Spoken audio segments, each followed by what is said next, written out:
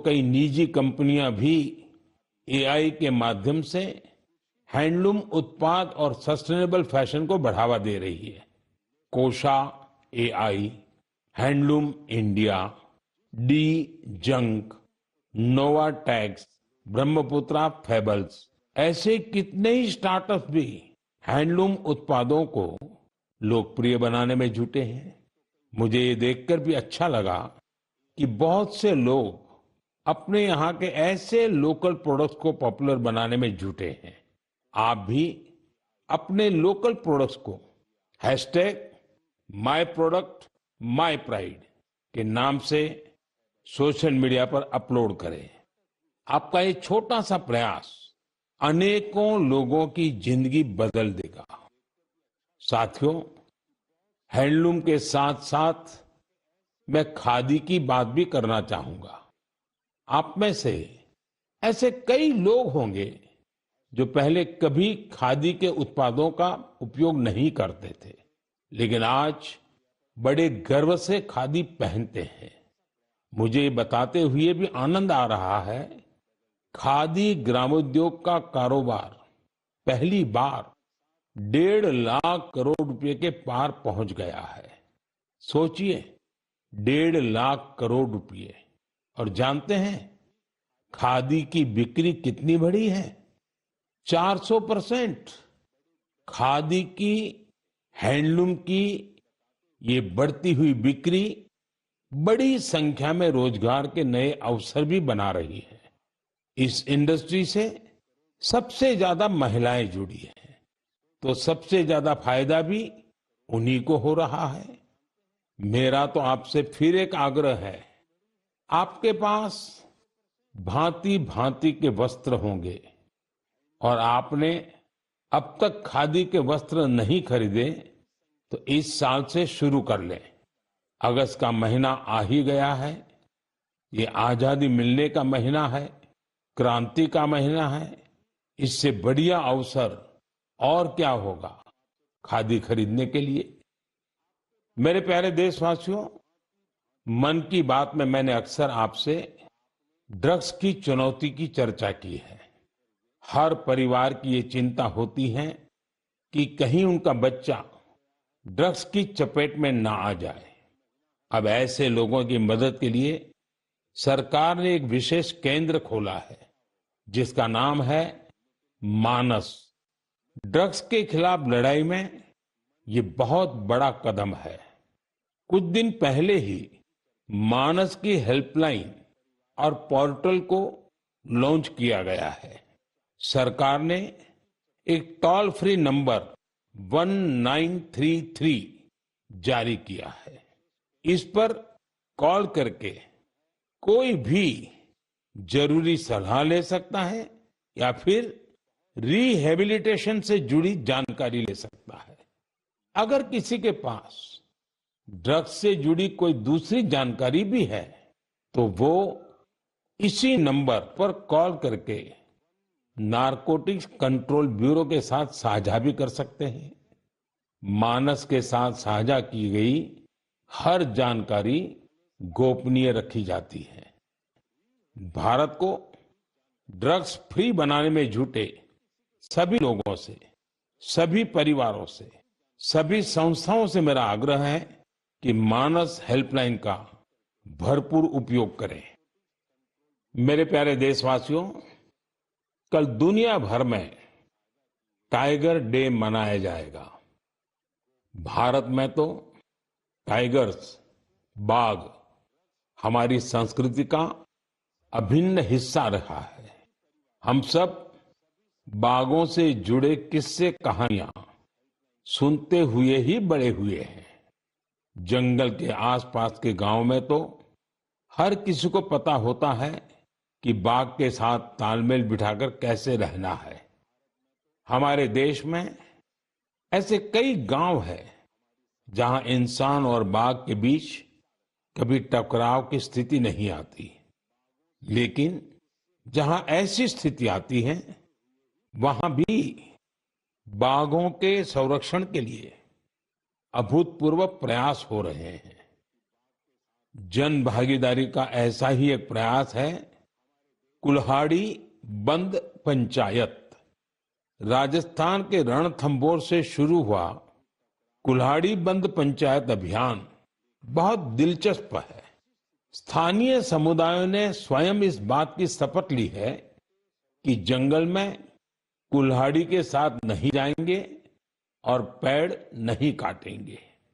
इस एक फैसले से यहाँ के जंगल एक बार फिर से हरे भरे हो रहे हैं और बाघों के लिए बेहतर वातावरण तैयार हो रहा है। साथियों, महाराष्ट्र का ताडोबा अंधारी टाइगर रिजर्व बाघों के प्रमुख बसेरों में से एक है।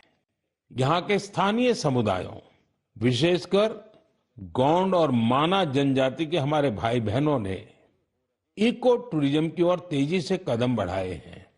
उन्होंने जंगल पर अपनी निर्भरता को कम किया है ताकि यहाँ बाघों की गतिविधियां बढ़ सकें। आपको आंध्र प्रदेश में नल्ला मलाई की पहाड़ियों पर रहने वाले चेंचू जनजाति के प्रयास भी हैरान कर देंगे। उन्होंने टाइगर ट्रैकर्स के तौर पर जंगल में वन्य जीवों के मूवमेंट की हर जानकारी जमा की। इसके साथ ही वे इस क्षेत्र में अवैध गतिविधियों की निगरानी भी करते रहे हैं। इसी तरह उत्तर प्रदेश के पीलीभीत में चल रहा बाघ मित्र कार्यक्रम भी बहुत चर्चा में है। इसके तहत स्थानीय लोगों को बाघ मित्र के रूप में काम करने की ट्रेनिंग दी जाती है। ये बाघ मित्र इस बात का पूरा ध्यान रखते हैं कि बाघों और इंसानों के बीच टकराव की स्थिति न बने। देश के अलग अलग हिस्सों में इस तरह के कई प्रयास जारी हैं। मैंने यहां कुछ ही प्रयासों की चर्चा की है, लेकिन मुझे खुशी है कि जन भागीदारी बाघों के संरक्षण में बहुत काम आ रही है। ऐसे प्रयासों की वजह से ही भारत में बाघों की आबादी हर साल बढ़ रही है। आपको ये जानकर खुशी और गर्व का अनुभव होगा कि दुनिया भर में जितने बाघ हैं, उनमें से 70% बाघ हमारे देश में है। सोचिए, 70% बाघ। तभी तो हमारे देश के अलग अलग हिस्सों में कई टाइगर सेंचुरी है। साथियों, बाघ बढ़ने के साथ साथ हमारे देश में वन क्षेत्र भी तेजी से बढ़ रहा है। इसमें भी सामुदायिक प्रयासों से बड़ी सफलता मिल रही है। पिछले मन की बात कार्यक्रम में आपसे एक पेड़ मां के नाम कार्यक्रम की चर्चा की थी। मुझे खुशी है कि देश के अलग अलग हिस्सों में बड़ी संख्या में लोग इस अभियान से जुड़ रहे हैं। अभी कुछ दिन पहले स्वच्छता के लिए प्रसिद्ध इंदौर में एक शानदार कार्यक्रम हुआ। यहाँ एक पेड़ मां के नाम कार्यक्रम के दौरान एक ही दिन में 2 लाख से ज्यादा पौधे लगाए गए। अपनी मां के नाम पर पेड़ लगाने के इस अभियान से आप भी जरूर जुड़े और सेल्फी लेकर सोशल मीडिया पर भी पोस्ट करें। इस अभियान से जुड़कर आपको अपनी मां और धरती मां दोनों के लिए कुछ स्पेशल कर पाने का एहसास होगा। मेरे प्यारे देशवासियों, 15 अगस्त का दिन अब दूर नहीं है और अब तो 15 अगस्त के साथ एक और अभियान जुड़ गया है, हर घर तिरंगा अभियान। पिछले कुछ वर्षों से तो पूरे देश में हर घर तिरंगा अभियान के लिए सबका जोश हाई रहता है। गरीब हो, अमीर हो, छोटा घर हो, बड़ा घर हो, हर कोई तिरंगा लहराकर गर्व का अनुभव करता है। तिरंगे के साथ सेल्फी लेकर सोशल मीडिया पर पोस्ट करने का क्रेज भी दिखता है। आपने गौर किया होगा, जब कॉलोनी या सोसाइटी के एक एक घर पर तिरंगा लहराता है तो देखते ही देखते दूसरे घरों पर भी तिरंगा दिखने लगता है। यानी हर घर तिरंगा अभियान तिरंगे की शान में एक यूनिक फेस्टिवल बन चुका है। इसे लेकर अब तो तरह तरह के इनोवेशन भी होने लगे हैं। 15 अगस्त आते आते घर में, दफ्तर में, कार में तिरंगा लगाने के लिए तरह तरह के प्रोडक्ट दिखने लगते हैं। कुछ लोग तो तिरंगा अपने दोस्तों पड़ोसियों को बांटते भी है। तिरंगे को लेकर ये उल्लास, ये उमंग हमें एक दूसरे से जोड़ती है। साथियों, पहले की तरह इस साल भी आप हर घर तिरंगा.com पर तिरंगे के साथ अपनी सेल्फी जरूर अपलोड करेंगे। और मैं आपको एक और बात याद दिलाना चाहता हूं। हर साल 15 अगस्त से पहले आप मुझे अपने ढेर सारे सुझाव भेजते हैं। आप इस साल भी मुझे अपने सुझाव जरूर भेजिए। आप माईगॉव या नमो ऐप पर भी अपने सुझाव भेज सकते हैं। मैं ज्यादा से ज्यादा सुझावों को 15 अगस्त के संबोधन में कवर करने की कोशिश करूंगा।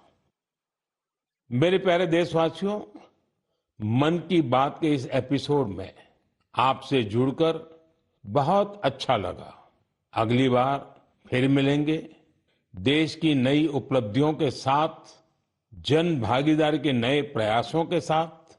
आप मन की बात के लिए अपने सुझाव जरूर भेजते रहें।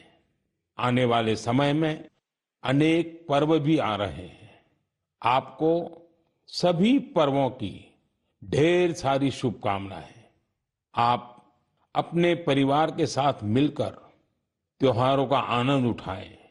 देश के लिए कुछ न कुछ नया करने की ऊर्जा निरंतर बनाए रखें। बहुत बहुत धन्यवाद। नमस्कार।